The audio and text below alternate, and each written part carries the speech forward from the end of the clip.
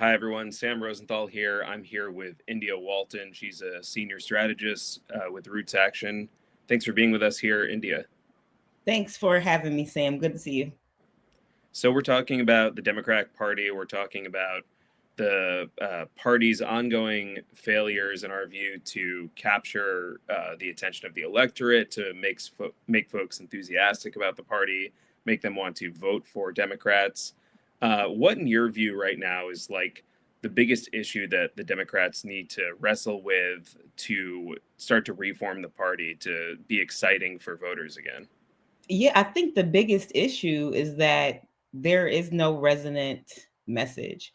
As a party, what is our platform? I think that we have been caught on our heels where we are responding to crises after crises instead of building a populist platform that talks about what the voters want, right? And we know what that is: Medicare for all, a Green New Deal, canceling student debt, affordable housing, all of these things, but we just need leadership that is bold enough to bring that forward. Yeah, we've seen a lot of talk about, the party losing traction with young people, young white men in particular.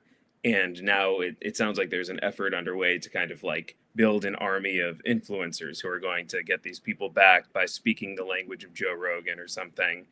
Um, to my mind, it's like this is a policy question, right? Like, if you don't offer policy to people, if you don't say what you're going to do materially to improve their lives, then you just end up having to grasp at these sort of like aesthetic or signaling straws where you say, oh, we're going to make a tough brand for the Democratic Party. Like, what do you think about that question of sort of aesthetics and brand versus substantive policy? Is it important? I mean, we saw this, I think, with the Democratic National Convention when we were in Chicago last year, right? Um, they're like, oh, well, once Taylor Swift endorses, it's over, or once Right. Beyonce says it, it's Right. over. And it's like people came to see the show. That doesn't translate into votes.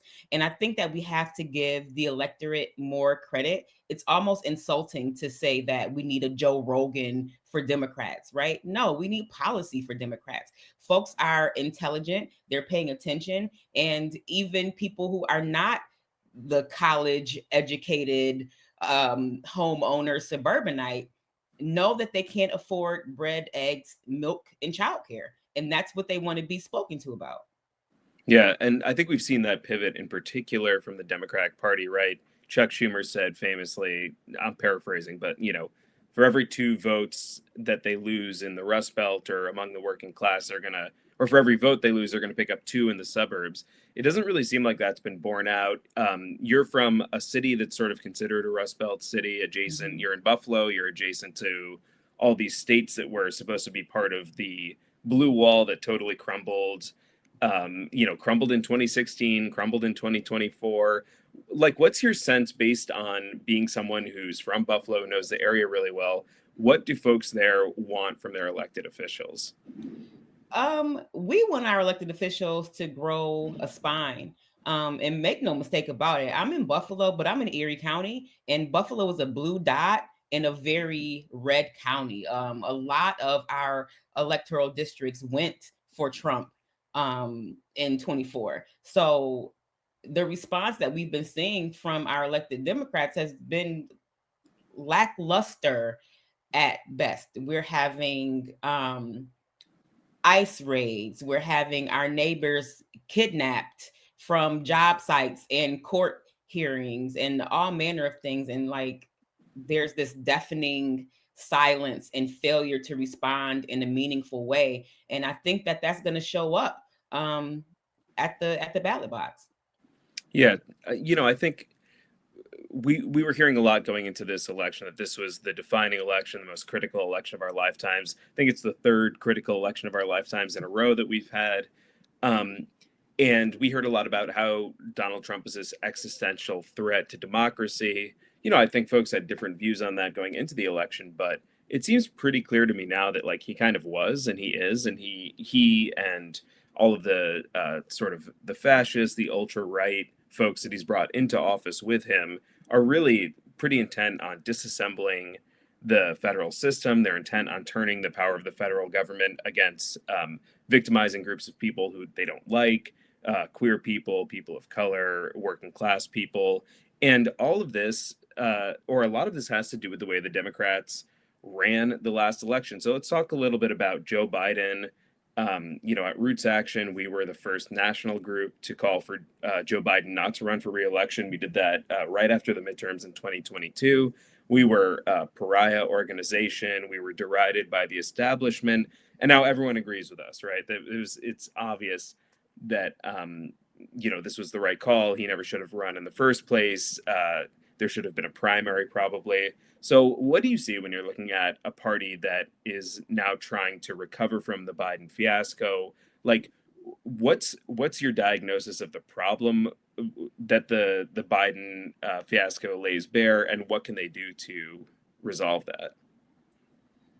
I think the first problem is that there was like no introspection, right? Yeah, Like the postmortem on the election was like it was the progressives' fault, or it was the uncommitted movement, or like, well, there you go, Dearborn. Are you happy now? right, right. Right?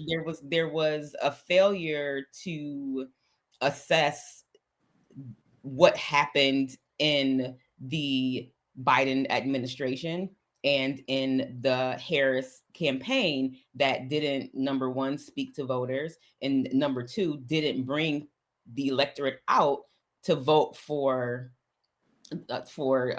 Democrats.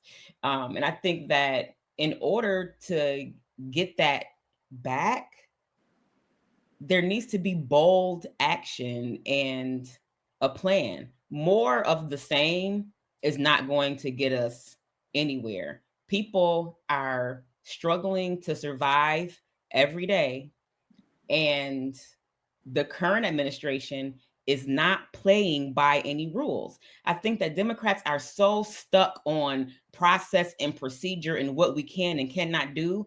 And the Trumpers don't care. They're doing whatever they want to do. And we don't have a response for that. And instead, we're laying down, we're allowing them to pass this egregious budget, making all sorts of cuts to social safety net programs, and everyone is going to feel this. It's already terrible. It's going to get much worse. And my fear is that our leadership has not come up with an appropriate response to any of this. And that should be that we are in a state of crisis.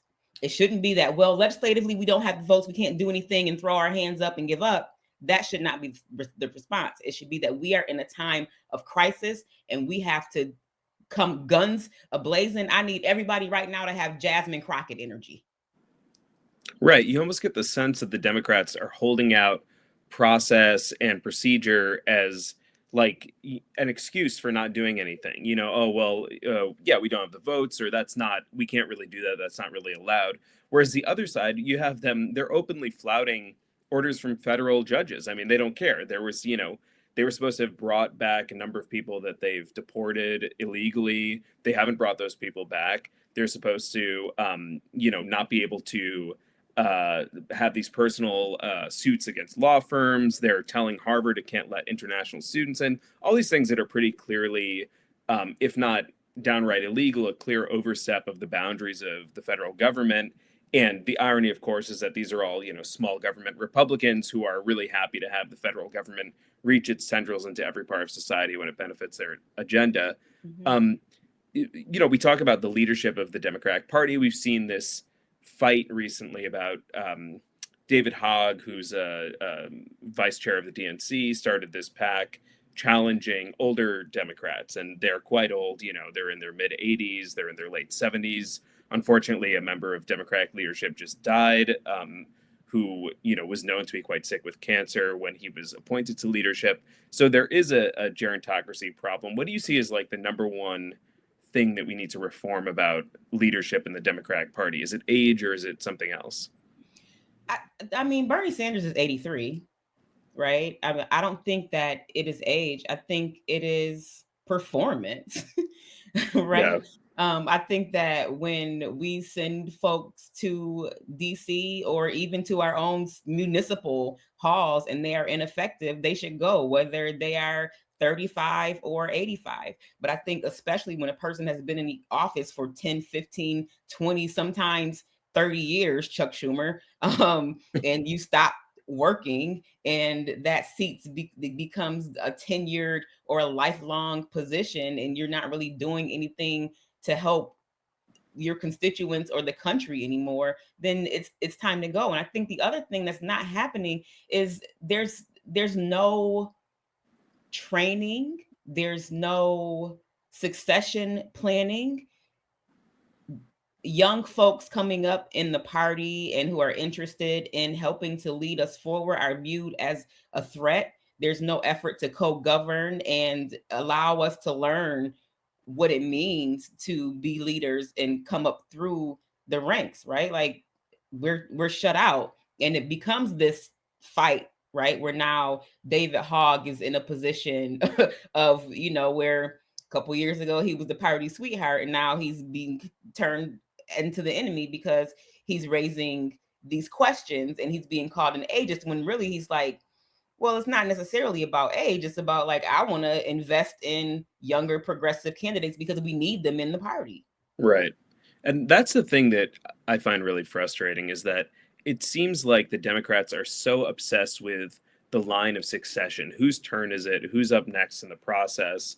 And that anyone who jumps the line, whether it's, primarying a sitting Democrat in a party, sort of leveraging whatever platform they've built to try to succeed at a higher level within party politics, they're viewed with suspicion and they're viewed as an outside threat instead of what the Republicans do, where they say, "Hey, this person's got juice." I mean, they hated Trump initially, but then he owns the party, and it's an open question whether that was a hostile takeover or not. But they've gone with it, and everyone's fallen in line behind it because it's a winning strategy and it works for people. And so, what I would like to see is the Democrats spend less time turning their backs on people who appear to have some real energy behind them because it's not their turn.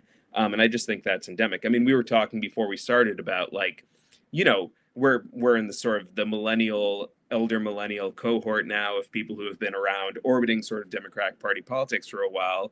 Like, we're not inexperienced. We're not spring chickens. We've been around for a while. We're people who could be like getting into positions of some significance in the party, but there are people who are 30 and 40 years older than us who still hold those positions. And I think, not to say it should be us, but it should be people who are younger, who have a sort of community like you, a community around them. So I mean, that's what I'd like to see more of. I don't know.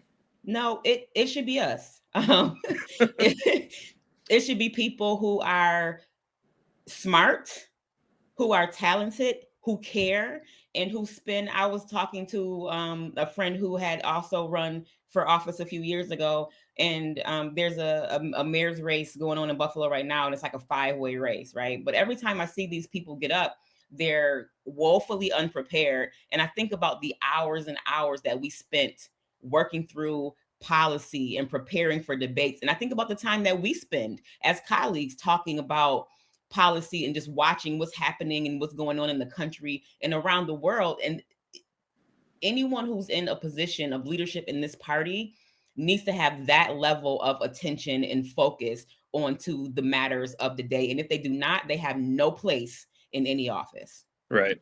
I think you're seeing this play out in New York right now, in New York City. I mean, where you've got Zohran Mamdani, who's like, young, mid-30s, rising star, making these fantastic videos on social media. He's gone from basic, obscurity as sort of a state assembly person people didn't know very well. He's now second in the race.